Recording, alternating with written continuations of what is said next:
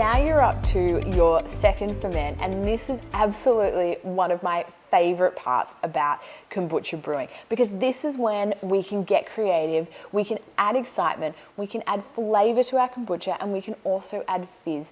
And honestly, the world is your oyster with a number of options you can do at this part.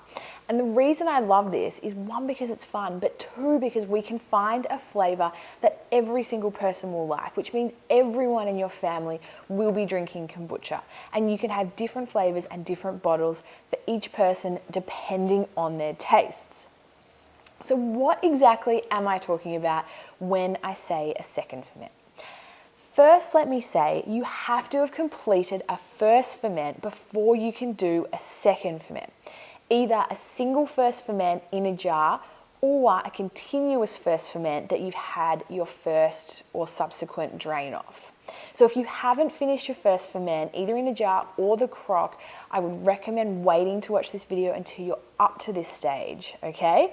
Of course, you can watch it anyway if you want to skip ahead, but I just want to stress you have to have finished a first ferment before you can do a second ferment. So in the second ferment, basically what you've got at the end of your first ferment is you've got your kombucha. It's full of good bacteria and yeasts. They've eaten most of the sugar. There might be a bit of residual sugar in there, but it's not a lot. So they're kind of quietening down on the whole process. You then put them in a bottle and you seal them in there with a flavoring and a sugar component or a sweet component. What this does is the flavoring component obviously contributes flavor to your kombucha, but then the sweetening component is a big dose of sugar, which is a big dose of food for all the bacteria and yeasts in your first ferment. And they have this huge feast, and as part of that feast afterwards, the byproduct is the carbon dioxide, which is one of their waste products.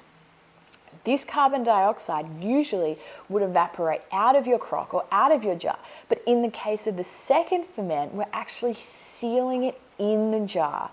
So all that carbonation that they release is trapped in there, which means when you open that bottle, you get the fizzy carbonation that we all love.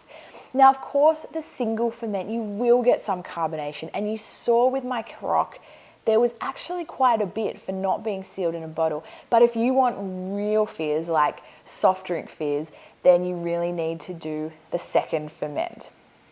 Now, let me also say, I love the second ferment and it's so much fun, but you do not need to second ferment. At the end of the first ferment, you have a super healthy probiotic beverage with all the goodness of kombucha in there. This next bit is great because with the excitement, I think people drink more of it. But if you like it after that first ferment and your family are going to drink it after that first ferment, that is all you need to do. This is not essential to kombucha brewing. It is simply an optional extra, which, as I said, most people like doing. It's not essential. So with the two things that we're adding the flavoring component and we're adding the sweetness component. As I said, the sweetness component is not to add sweetness to your kombucha, but actually to create the carbonation. The flavor component is obviously to add the flavor. So if you added a flavoring component without the sugar, you'd get a flavored kombucha that wasn't fizzy. Conversely, what you can actually do is add a sweetness component without a flavor, and you'll have fizzy kombucha, but it won't have any flavor above and beyond the green or black tea that you created it with in the first place. So one of my favorite things to use is something like an apple juice, because it contains the flavoring in the form of apple, but it also contains the sweetness that will create the fizz. So something like ginger, I love that as a kombucha flavor, but ginger itself doesn't contain the sweetness.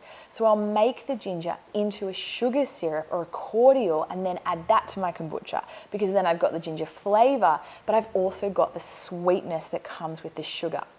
So think about flavor and sweetness. Your inputs need to have both flavor and sweetness, or you'll need to add a flavoring component and a sweetness component. So keep watching, and in the next video, I will actually go through step by step exactly how we do this second ferment.